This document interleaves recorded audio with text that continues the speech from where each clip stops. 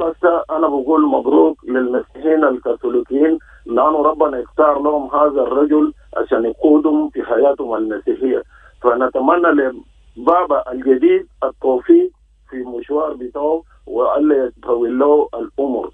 وأتمنى من البابا الجديد إنه نفس ملفات بتاع جنوب السودان اللي كان قاعد عند بابا فرانسيس الرحل خليه برضه كمان يكون باله في فوقه، عشان أننا شعب بتاع جنوب السودان ده الله اختارنا، لكن أننا بختار بتاعنا قاعدين نعمل حاجات كثير ربنا ما دايره.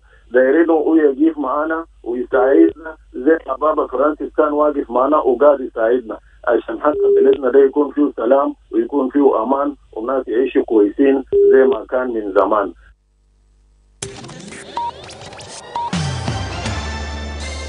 Live from Juba, on air and online. This is iRadio News. Hello, good afternoon. This is iRadio News. First, here are the headlines. The interim chairman of SPLM-IO in Juba has commended members of the high-level standing committee for recognizing the group as a legitimate partner to implement the peace agreement. The chairperson of the National Election Commission says plans for December 2026 elections are ready. And the United Nations Security Council has extended the mandate of the UN mission in South Sudan for another year as Russia, China and Pakistan abstain from the vote. This is stories and more coming to you in this news bulletin with me, Lasuba, Memo, and now the news in detail. The interim chairman of the SPLM-IO in Juba has commended members of the high-level standing committee for recognizing the group as a legitimate partner to implement the peace agreement. Yesterday, the committee officially recognized the SPLM-IO Juba faction under Stephen Parkour as the legitimate group to continue the implementation of the 2018 peace agreement. The recognition followed a meeting of representatives of the peace parties in Juba.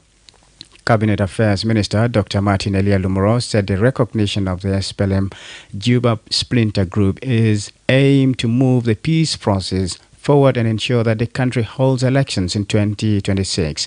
Dr. Lumuro said the legitimization of Parkour's camp grants it the right to nominate new members of the high-level standing committee and other relevant organs of the agreement to fill the gaps. He said the SPLM-IO will now have the right to nominate new members to fill the gaps in the high-level committee and other peace mechanisms. Commenting on the move, Par said the recognition of the group is meant to fast-track the peace implementation. He assured the international community and diplomatic missions in South Sudan that the parties are continuing with peace implementation.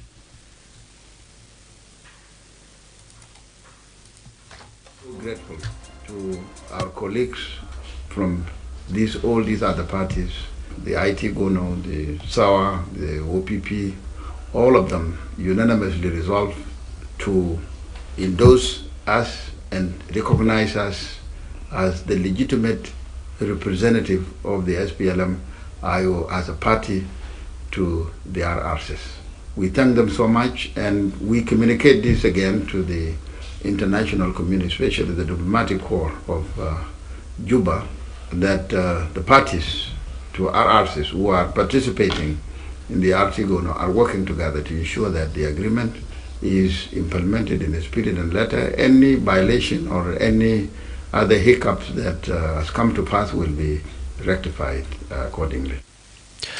The chairperson of the National Election Commission says plans for December 2026 elections are ready.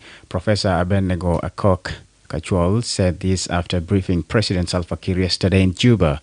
According to Professor Akok, the National Election Commission has completed 6 offices in the state and administrative areas, with others to be completed soon. He said the Commission's strategy is to be fully prepared for the 2026 elections. Professor Cook acknowledged the contributions of the United Nations mission in South Sudan, particularly in the construction of some offices and the training of electoral staff. He was speaking on the state around TVSSBC last evening. We discussed issues related to our preparation in the states. We have 6 offices now complete in the states and 4 are on the way, and the 3 of the 3 million will be completed.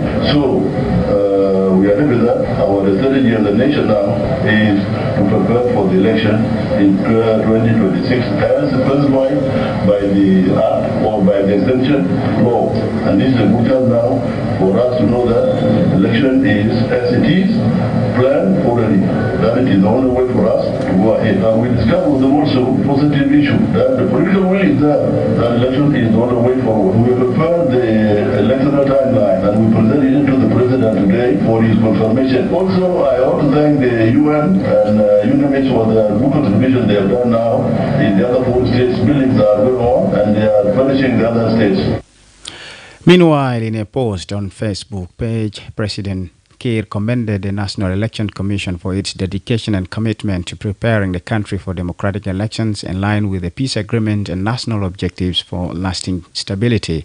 He said this is a vital opportunity for the country to confirm that the elections will happen as scheduled and plan is on track. The United Nations Security Council has extended the mandate of the UN mission in South Sudan for another year as Russia, China, and Pakistan abstained from the vote. The resolution introduced by the United States was supported by 11 council members, resulting in the mission's mandate extension until 30th of April 2026 amid renewed violence and political tension in South Sudan. This action follows a short 9-day technical rollover approved by the Council on 30th of April to allow more time for negotiations. The Security Council authorized a peacekeeping mission to use all necessary means to implement its mandate, including the protection of civilians, assisting aid delivery, supporting implementation of the 2018 peace agreement, and investigating violations of international law. 3 nations, China, Pakistan, and Russia, abstained. The mandate renewal comes amid an increasingly volatile political and security situation in South Sudan, where the head of UNMISS, Nicholas Haysom, warned ambassadors in April that the fragile peace deal is unraveling. Ambassador Dorothy Shea, acting U.S. representative to the Council, said in a statement, and I quote, "As we renew this mandate, South Sudan is on the brink of a broader civil war. With mounting tensions and escalating violence, the need for peace is paramount. The impact of the conflict on the people of South Sudan is alarming. We are troubled by reports of ground attacks, aerial bombardments, indiscriminate use of barrel bombs, and unconscionable attack on May 3rd on a Medicine Sans Frontiers hospital." End quote. UNMISS mandate include the protection of civilians, ensuring humanitarian assistance, supporting the peace process, and monitoring violations of international law. This is iRadio News. The Vice-Chancellor of Rumbek University of Science and Technology, Professor Joshua Otora Cole, has suspended all activities of the university's Academic Staff Association immediately. The decision came after the lecturers yesterday urged President Salva Kiir to remove the university's Vice-Chancellor and his 2 deputies, citing alleged incompetence and failure to pay March 2025 salaries. According to the Acting Secretary General of the Academic Staff Association, Gor Matiang Kao, the staff took their stance following their concerns about the institution's stability and progress. Matiang decried alleged abuse of power and staff discrimination in the leadership, which he said may affect the institution's future and community. He accused the Deputy Vice-Chancellor for Administration and Finance of being divisive, inciting harassment and running the department like private property, while claiming the Vice-Chancellor is indecisive in addressing such matters. In what appears to be a response, Vice-Chancellor issued an administrative order suspending activities of the university's Academic Staff Association. In a statement released on Thursday, Professor Cole added, and I quote, "On behalf of the university administration and my capacity, I hereby issue this administrative directive to suspend all activities of the Academic Staff Association effective immediately." And end quote. Before international news, the South Sudan Meteorological Department has advised farmers in regions expecting below average rainfall not to rush into planting this May due to insufficient rain. Meteorologist Ogieth Obul Mojok stated that rainfall projections show that much of South Sudan will receive above normal rainfall this month, with totals ranging between 50 milliliters to over 200 milliliters. Mujok highlighted that Upper Nile State will experience the heaviest rainfall, with Jonglei State also expected to receive significant precipitation across all its counties. Eastern Equatoria is forecasted to see heavy rainfall potential exceeding 200 milliliters, while Central Equatoria will receive moderate to above normal rainfall ranging from 50 milliliters to 100 milliliters. Western Equatoria's eastern areas are also expected to receive above normal rainfall, and eastern part of northern Bahr El Ghazal, particularly around Raja, will see similar conditions. However, Mojok urged farmers in high rainfall zones, especially in Upper Nile, to begin preparing their land for planting and other related activities. On the other hand, Mojok advised farmers in regions expecting below normal rainfall to delay planting.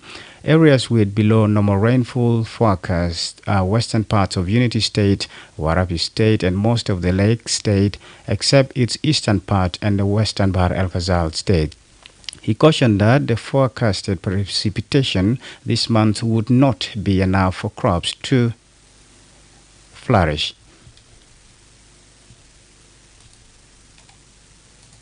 In terms of advisory or what we can advise our population in those areas who are going to receive above normal rainfall. For the Upper Nile, those areas of agriculture, I think that is the good news for them, where they are going at their cultivation season. So they will be ready to prepare their farms and, the other activities related to the rainy season.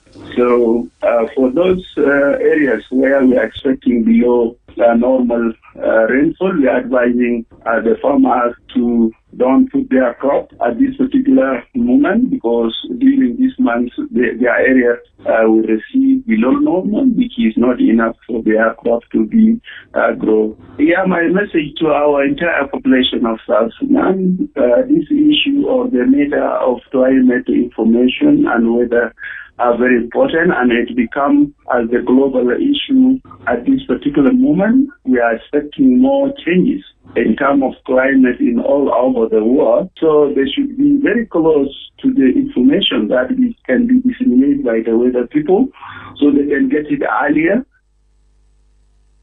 You're listening to iRadio News, and now we move to the international arena. Here is Helen Samuel with international news.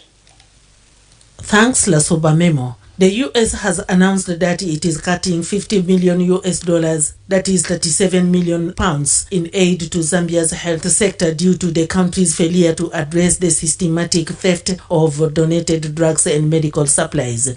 This difficult decision was taken after repeated warnings to the Zambian government to safeguard viral drugs meant for the country's most vulnerable patients, said U.S. Ambassador to Zambia, Michael Gonzalez. We are no longer willing to underwrite the personal enrichment of fraudsters or the corrupt when persons go without or have to buy life-saving medications that we have provided for free, he said. The Zambian government said it has taken measures to tackle the issue. Elsewhere, Vladimir Putin has led Russia's Victory Day commemorations with a parade in Red Square amid heightened security following Ukrainian strikes on Moscow. China's Xi Jinping joined the Russian president as he told thousands of soldiers that Russia remembered the lessons of World War II. He also used his speech to tie the war to today's full-scale invasion of Ukraine and said all of Russia was behind what he called the special military operation, now well into its fourth year. Finally, a major conservation charity linked to Prince Harry has admitted that its rangers committed human rights abuses in Congo-Brazzaville. The administration follows an in-depth review into serious allegations made by members of the indigenous Baka community who accused African park rangers of beating, waterboarding, and raping locals to keep them out of their ancestral forests, now part of a protected conservation area. The allegations first came to light in 2023 through a report by the Mail on Sunday. In response, African Parks commissioned a review by Omnia Strategy LLP, a London-based law firm. However, the organization has not released the full findings of the report, which was handed directly to the charity. Those are some of the stories making headlines across the globe. Thanks, Helen Samuel. And now to the world of sports, here is Emmanuel Joseph Akile.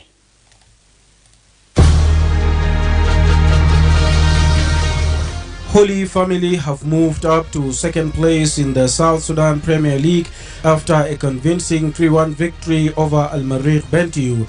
The win brings Holy Family to 51 points, just 2 points behind league leaders Qatar. Despite the defeat, Al Marikh Bentiu remain in fourth place, tied on 37 points with Al Marikh, though the latter have 4 games in hand. Meanwhile, Melekia continued their strong form with a dominant 4-0 win over Young Star Torit, further deepening Young Star's struggles. Melekia victory solidifies their hold on 37 points, while Young Star remain in the 13th place with 13 points. Upcoming matches, Jammus FC will aim to reclaim second place and close the gap with Qatar when they face Olympic Reng.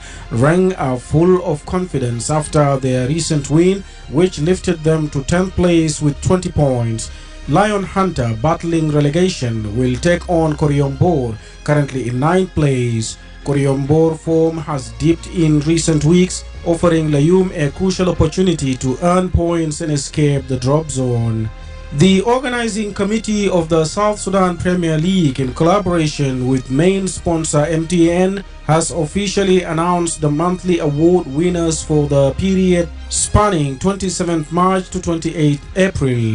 Coach of Qatar Nicola Peter has claimed the award for the second time, following an outstanding month in which he led Qatar FC to the top of the league table. His tactical expertise and motivational leadership have been key to the club's recent success, while David Sebit from Qatar FC striker earned the award after a series of match-winning performances, consistently delivering goals and securing vital points for Qatar FC. And finally, in the basketball, the New York Knicks produced another stunning comeback to win the second game of the NBA Conference Playoff semifinal against the Boston Celtics. Jalen Brunson made 2 free throws with 12.7 seconds remaining to give New York a 91-90 points lead before Michael Bridges knocked the ball away to deny Boston a last gasp chance. Josh Hart had a game-high 23 points for New York, who trailed by 20 points in the third quarter and by 16 in the fourth in Boston. The Knicks lead the reigning NBA champions 2-0 in the best-of-7 series after finishing 10 wins behind their opponents in the regular season. That's all from the world of sports. Thanks, Emmanuel Joseph Akile. This is iRadio News, and to end this bulletin, here's a recap of the headlines.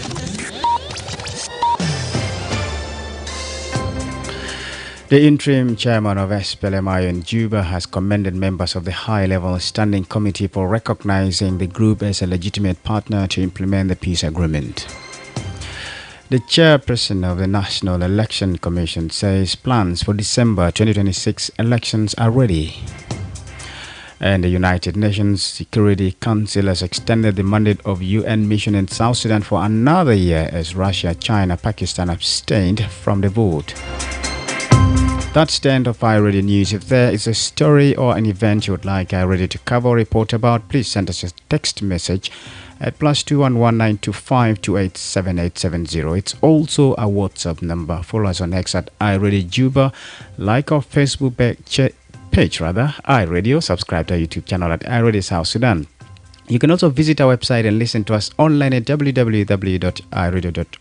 Stay tuned for the news in Arabic at 12:30. I am Lasuba Memo. Thanks for listening.